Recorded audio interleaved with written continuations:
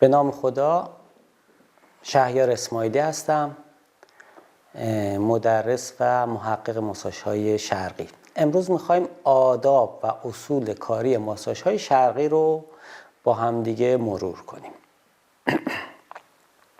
قبل از اینکه بخوایم وارد بحث آداب بشیم، من یکی دو تا پیش زمینه یا مقدمه خدمتتون عرض میکنم تا مفاهیم و تعاریفی که میخوایم انجام بدیم جا بیفته برامون.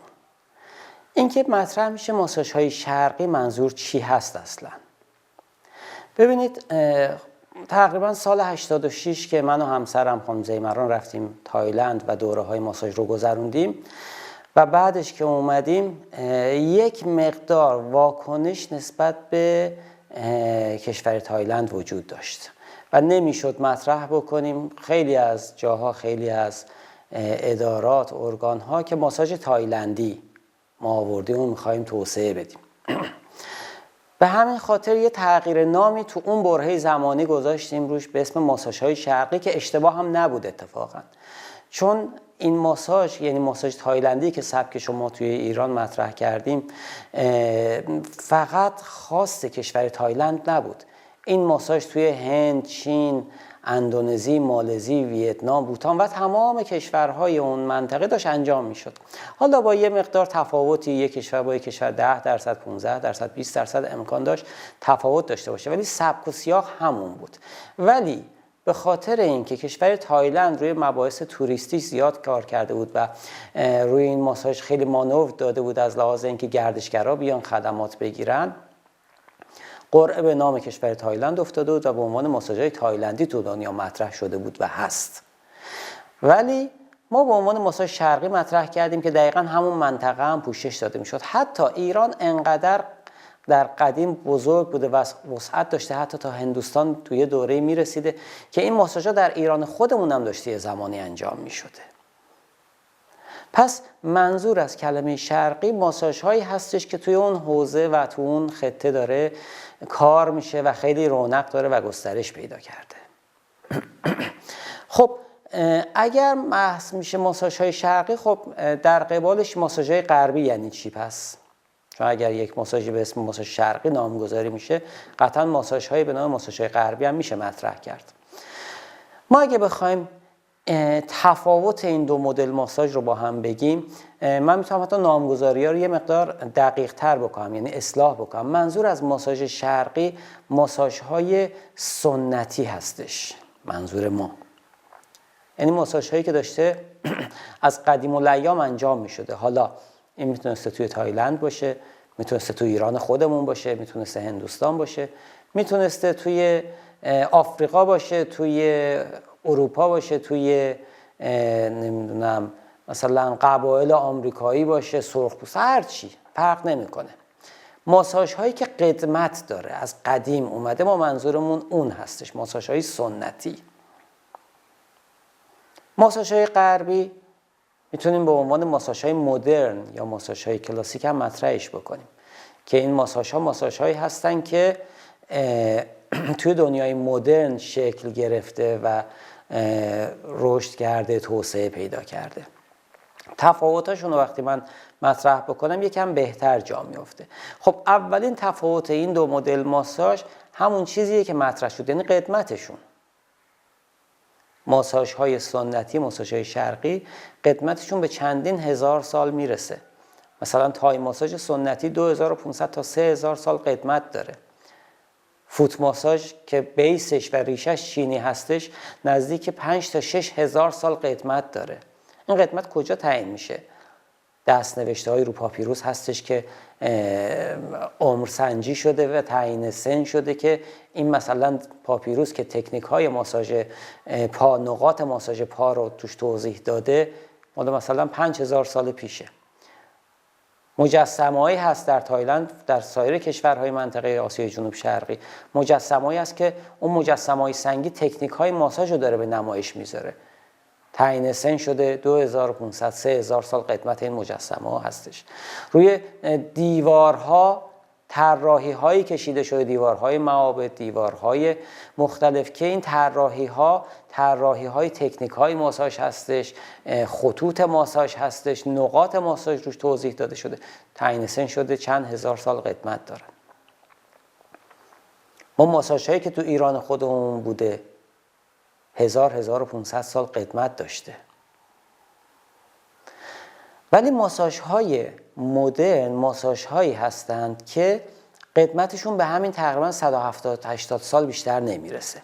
این حد اکثر 200 سال اگر بخوایم دیگه روندش بکنیم، بر اساس یک سری موارد و مسائلی به وجود اومده تو این 200 سال. پس اولین تفاوت تاریخچه و قدمتشون هستش. دومین تفاوت خاستگاهشون است، یعنی چجوری به وجود اومده است.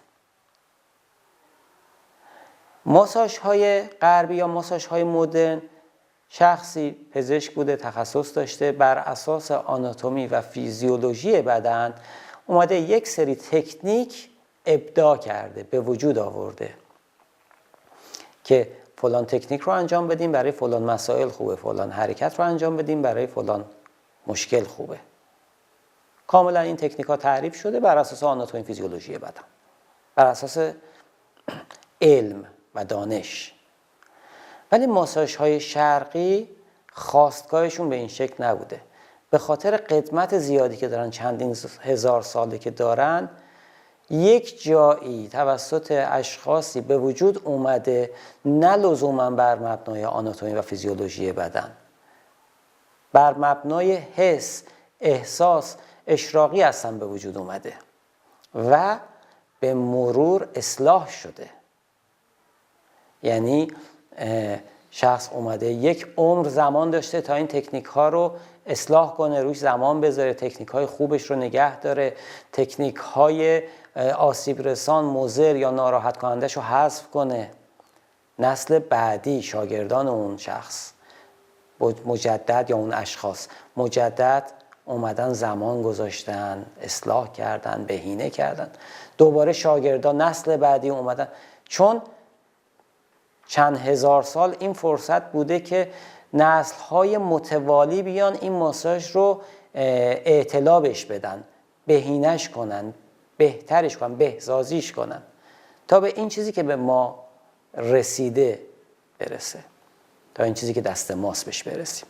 خب آیا بده که این ماساژهای سنتی بر مبنای علم پایه‌ریزی نشده؟ اون روز اولی که پایه‌ریزی شده همه چیزا علم نیست. علم هنوز ما علممون خیلی خیلی خیلی ناقصه نسبت به اون چیزی که در جهان هستی وجود داره. من این مثال براتون میزنم. به عنوان مثال ما دلمون درد میکنه، پدر بزرگ مادر بزرگ کسی که قدیمی هستن میگن یه چای نبات بخور، بسته به شرایطمون، اونا یکم حسی کار میکنن، یه چای نبات بخور بهتر میشی. چای نبات رو میخوریم بهترم میشیم، با فرض اینکه بهتر شدیم. آیا بعده که مبنای علمی نداشته این چای نباتی که ما دادن، این پدر بزرگمون تجویز کرده برامون؟ نه، هیچ اشکال نداره. به تجربه این عزیزی که تجربه این رو به ما پیشنهاد داده میدونسته تو این شرایطی که مثلا ما یک غذای مثلا سردی خوردیم یا هر چیزی، این چای نباته التیام میده اون مشکل رو و خوب میشه. هر چقدر ما ریشه علمیش رو ندونیم، هر چقدر اون شخصی که ما گفته ریشه علمیش رو ندونه یا اشخاص قبل از اون، اتفاقاً یکی از کارهایی که علم داره انجام میده، یعنی علم بجز اختراعات و اکتشافات، یکی از کارهایی که وظیفه داره و داره انجام میده این هستش که کارهایی که داشته به صورت سنتی، به صورت تجربی انجام میشده، میادش میبرتش توی ساختار علمی، آزمایشات علمی روش میکنه، تحقیق میکنه، بررسی میکنه، دلایل چراییش رو در بیاره.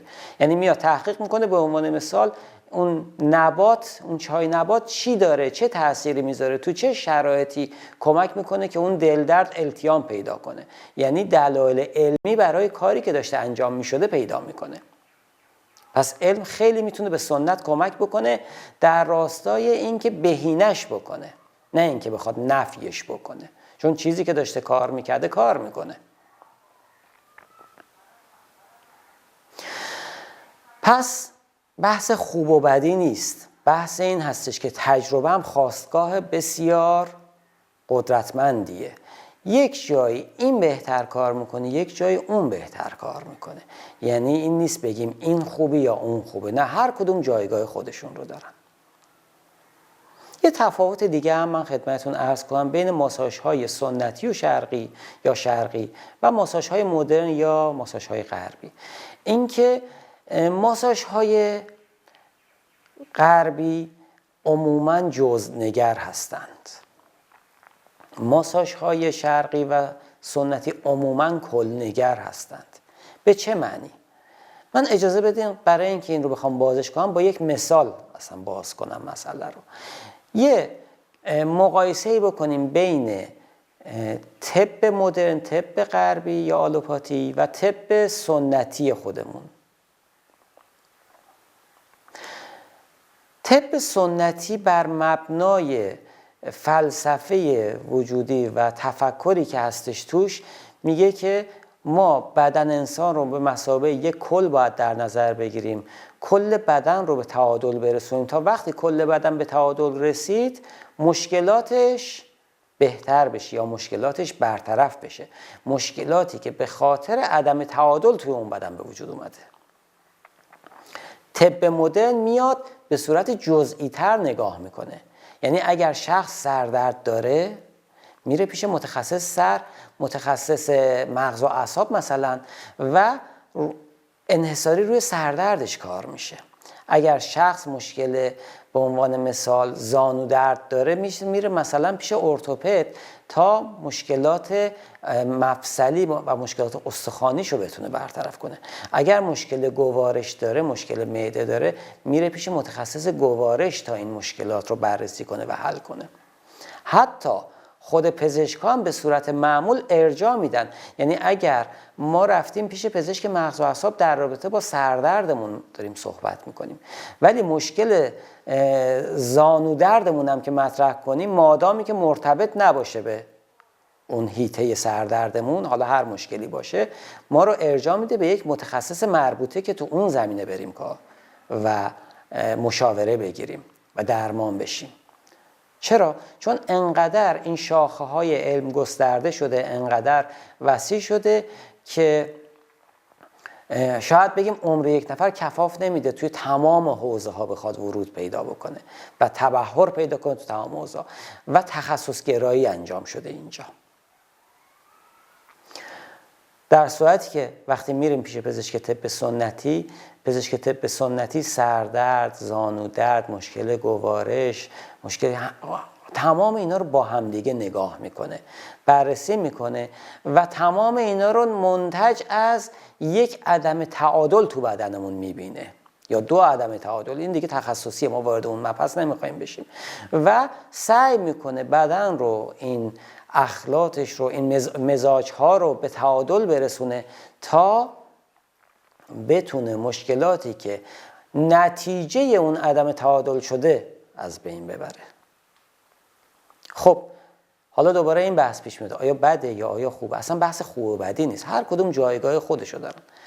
به عنوان مثال اگر شخص مثلا تصادف کرده، به عنوان مثال دارم میگم، و داره خونریزی میکنه، اونجا ما طب سنتی ببریم نمیتونه، به صورت معمول من میگم، من با استثناء کاری ندارم، نمیتونه اونجا بیاد بحث مثلا خونریزی مغزیشو درست کنه، یا نمیتونه بیاد شکستگی رو تو اون لحظه بخواد روش کار بکنه، چون میخواد روی عدم تعادل بدن کار بکنه. یعنی اینکه طب سنتی یه شیوه زندگی یا لایف استایل میخواد بیاد روی سبک زندگی افراد کار میکنه، طب سنتی تا به سلامت برسن افراد. خب اون لحظه تصادفی شده، اتفاقی افتاده، جراحتی هست، اون باید بره طب مدرن حتما کارشو انجام بده، اصلا جاش جای طب سنتی نیست. تخصص هستش، دستگاه‌های مربوطه هستش، تجهیزات هستش، تمام اینا دست به دست هم میده تا اون مشکل، اون تصادف، اون جراحت که وارد شده حل بشه. پس اصلا جاش اونجا هست. ولی مورد دیگه، ما الان خب جامعهمون خیلی درگیر به عنوان مثال مسائل مختلفی است. انواع سردردها رو داریم. کبدا خیلی ها چرب هستش. مشکل مزاجی و گوارشی، یبوست خیلی رایج هست. اینا مواردیه که برمیگرده به شیوه زندگی، برمیگرده به سبک زندگیمون. اتفاقا طب سنتی تو اینجور موارد خیلی خوب جواب میده، چون طب سنتی تخصص اصلیش رو این قسمته که ما چجور زندگی بکنیم. چجور زندگی کردن فقط بحث خوردن نیستا، چجور بخوابیم، کی بخوابیم، کجا بخوابیم، چه ورزشایی بکنیم، چه کارهایی انجام بدیم، چه غذاهایی بخوریم، مایعاتمون چی باشه، تفریحاتمون چی باشه. حتی تو این حوزه ها هم وارد میشه طب سنتی. یعنی یک لایف استایل مناسب بدن ما برامون توصیه میشه تا اینها رو انجام بدیم. خب به طبعش زمان بر هست. یعنی اگر من سرم درد میکنه، طب مدرن یه قرص میده سر درد من خوب میشه. اگر من طب سنتی مراجعه کنم شاید ماه‌ها زمان ببره، شاید 1 ماه، شاید بیشتر زمان ببره تا بتونه روی این سردرد من هم ریشه یابی بشود و هم کار کنه به سمت درمان بخواد ببرتش. چرا؟ چون به مرور ما لایف استایلمون رو عوض میکنیم، به مرور عادت هامون رو تغییر میدیم و به اون چیزی میرسونیم که مطلوب بدن ما هستش. پس باز بحث خوبی و بدی نیست. هر چیزی، هر مشکلی میبینین توی یه قسمت یه تخصص مربوط به خودش بهتر کار میکنه. این مثال طولانی رو من زدم تا بخوایم برسیم به همین بحث ماساژ شرقی سنتی و ماساژ غربی مدرن. کدومش خوبه کدوم بد؟ هیچ کدوم خوب و بدی در کار نیست. هر کدوم کارکرد خودشو داره. به عنوان مثال ماساژ ورزشی که مشتق شده از ماساژ سوئدی، یک ماساژ غربی هست. ماساژی که دقیقاً طراحی شده بر مبنای آناتومی، عضلات، تاندون‌ها، اعصاب و تمام این موارد طراحی شده چه تکنیک‌هایی انجام بشه تا به عنوان مثال شخص ورزشکار آماده بشه برای مسابقاتش، بسته به حالا ورزشی که میخواد انجام بده. یا تکنیک‌هایی توش طراحی شده برای اینکه اگر شخص ورزشکار حین ورزش آسیب دید، چجوری اون آسیب به حداقل برسه موندگاریش، چجوری درد التیام پیدا کنه، شخص بتونه برگرده به مسابقه، به ورزش و به زندگی عادیش. اونجا کاملا باید جزء نگاه کرد. یعنی اگر مشکلی مثلا توی زانو به وجود اومده، طبعا تو حوزه زانو باید کار کرد، به عضلات مربوطه، به اعصاب مربوطه، به تاندون‌های مربوطه، به اینها باید رسیده کرد. تکنیک‌ها رو اون نقاط باید انجام داد. نمیشه مثلا روی کتف کار کنیم برای اینکه بخوایم زانو رو التیام بدیم، چون به صورت تخصصی رو اون قسمت قرار کار بشه. برعکس ماساژهای شرقی مثل همون طب سنتی میمونه، موضعی نگاه نمیکنه کارو، بدن رو به مثابه یک کل نگاه میکنه و میگه ما با ماساژ هامون بدن رو به سمت تعادل پیش میبریم. وقتی کل بدن رو به سمت تعادل پیش ببریم، مسائلی که ناشی از عدم تعادل بوده، توجه کنید نه هر مسئله ای رو، مثلا اگر دندون من عفونت که درد میکنه طبعا نمیتونه کاری براش انجام بده. مسائلی که ناشی از عدم تعادل بوده به سمت خوب شدن پیش میره. پس هدف اصلی ماساژهای شرقی، ماساژهای بالاخص تایلندی که حالا مبحث دوره‌هایی هست که تو راما اسپا آموزش میبینید، این هست که بدن رو به تعادل برسونه، به صورت یک کل نگاه بکنه. حالا شاید به صورت جزئی هم فوکوس بکنه. مثلا همون مثال زانو دردی که من گفتم، زانویی اگر درد میکنه شاید رو زانو بیشتر کار بشه، ولی این به این معنی نیست فقط رو زانو کار بشه. یعنی میاد تو ماساژهای شرقی کل بدن رو ماساژ میده، کل بدن روش کار میشه تا به تعادل برسه. روی زانو زمان بیشتری میذاره، یعنی اگه قراره 5 دقیقه مثلا رو زانو کار بشه، رو زانو 10 دقیقه کار میشه. ولی این نیست فقط روی زانو کار بشه، چون زانو جدای از بدن ما نیست، تمام قسمت‌های بدن باید به تعادل برسه.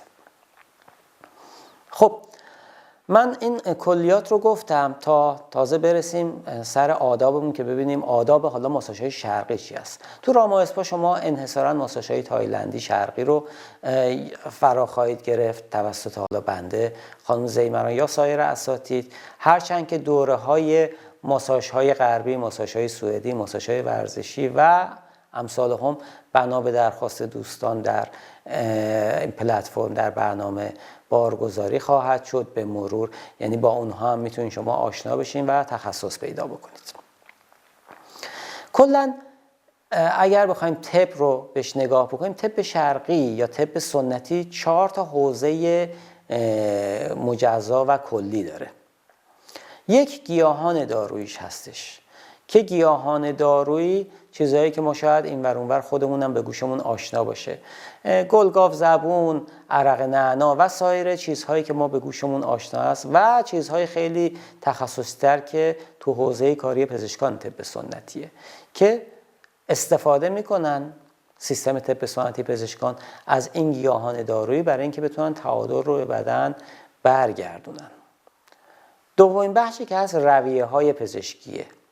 رویه‌های پزشکی مثل فست، حجامت، زالو درمانی و انواع کارهایی که انجام میشه تا اینکه شخص بتونه به اون بهبودی که نیاز هست، مد نظر پزشک هست برسه.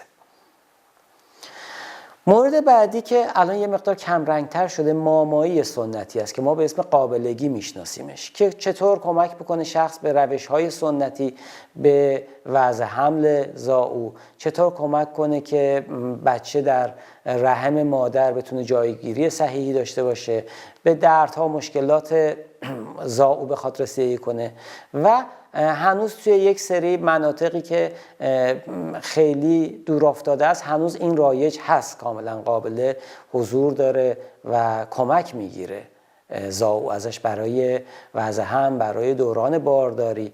این جزئی از شاخه‌های طب سنتی بوده و هست. و نهایتاً ماساژ یکی از شاخه‌های طب سنتی است، یعنی اینکه توی کتب قدیمی، توی دست‌نوشته ها، توی مراجع، توی منابع تکنیک‌های ماساژی مطرح شده که دقیقاً توسط اساتید طب سنتی بوعلی سینا، جرجانی اینا اومده مطرح شده و گردآوری شده و منتقل شده به نسل‌های بعدی.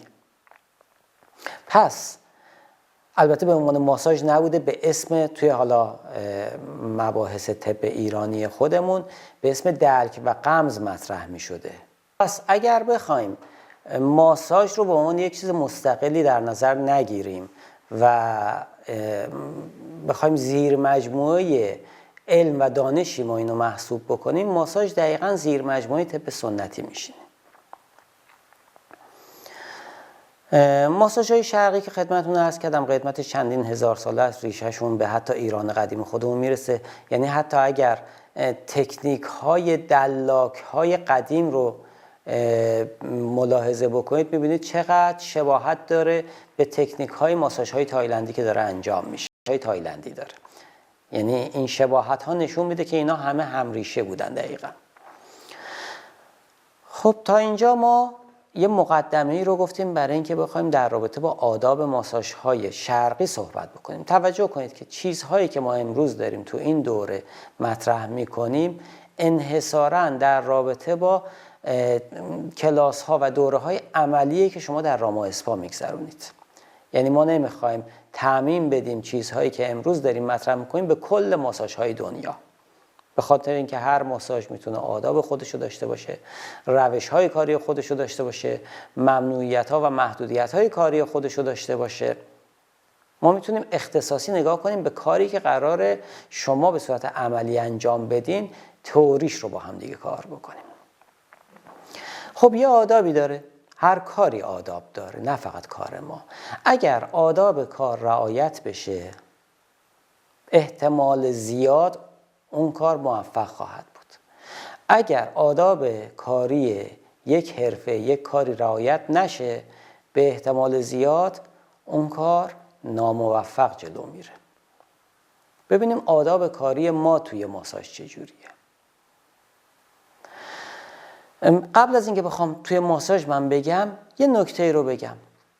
ما منظورم ما ایرانی ها تخصص داریم که آداب رو رعایت نکنیم، آداب کاری رو البته منظورمه.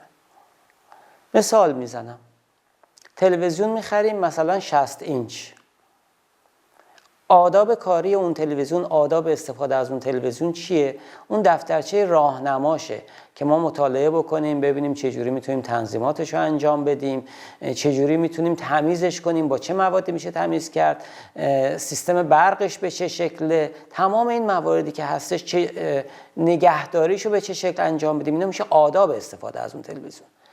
این کتابچه رو یا اصلا در نمیاریم از تو جعبه یا در میاریم میذاریم تو کتابخونه، هیچ کاری بهش نداریم به صورت معمول. خودمون انقدر با این منوش ور میریم بازی میکنیم تا بفهمیم چی کار باید بکنیم، در صورتی که شخصی که توی کشور مثلا توسعه یافته داره زندگی میکنه، من اینو دیدم، حتی جوراب که میخره جورابا یک لیبلی دارن روشون، یه مقوایی دارن، مثلا یه علامت مثلث داره، یه دایره داره، یه عددی نوشته. حتی نگاه میکنن ببینن این جوراب رو میتونن مثلا بندازن تو ماشین لباسشویی، میتونن اتو بزنن، میتونن بچلونن یا هر چیز دیگه. چرا؟ چون اعتقاد دارن اون کسی که این جوراب رو ساخته میدونه چجوری باید با این جوراب برخورد کرد، چجوری کار کرد باهاش، چه شرایطی داره، چون میدونه چه جنسیه، شرایط مختلف خودش تست کرده اون سازنده. ولی ما نه، ما کاری نداریم. مثال تلویزیون زدم، کاری نداریم که اون سازنده چه توصیه‌ای کرده برای تمیز کردن اون تلویزیون. با همون چیزی که همیشه دستمون میگیریم و اسپری و نمیدونم پارچه و اینا کارمون انجام میدیم. شاید هم درست باشه، شاید هم نباشه، ما بحثمون سر شایده. این بحث فرهنگیه، یعنی اینکه ما اینطوری هستیم دلیل داره، به خاطر اینکه ما ایرانی‌ها همه چی رو میدونیم، همه چی رو میدونیم.